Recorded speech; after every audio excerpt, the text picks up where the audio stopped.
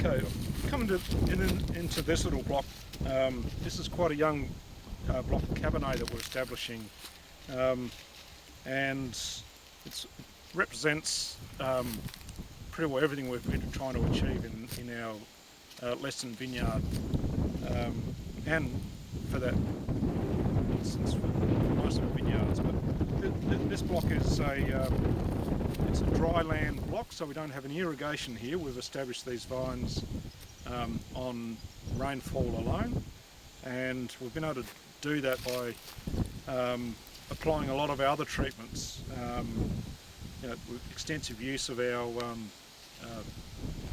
compost based on recovered grape waste from the winery. We've used that compost and taken it to a next level with biodynamic treatments, and we've used that material prior to planting to help with establishment, and we've used it after planting to as a surface mulch to help us get these established without irrigation. Multiple purposes for the use of that material here. It's to get the organic matter in here, get biological activity happening, and to help us incorporate the use of some of the biodynamic techniques.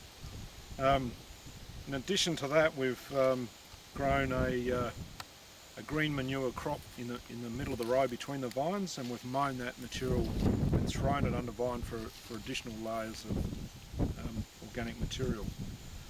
So these vines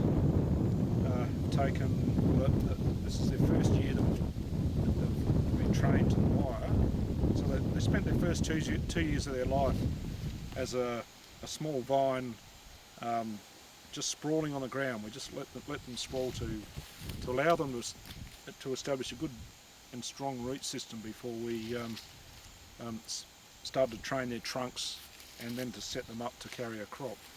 So these vines haven't had a crop. We've now established them onto the trellis, and we'll retain some of this fruiting wood and carry a small crop next year, and then slowly build the crop level to where we want it for a balanced production. So there's a little way to go yet, but so far very happy with how these are travelling, considering that they haven't had a drop of irrigation and little if any synthetic fertiliser. It's all been done with with attention to organic matter levels in the soil and encouraging biological activity.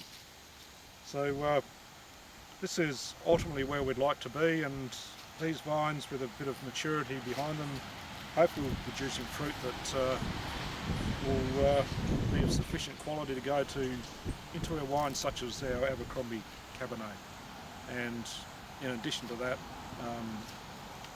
some of the wines close to that tier.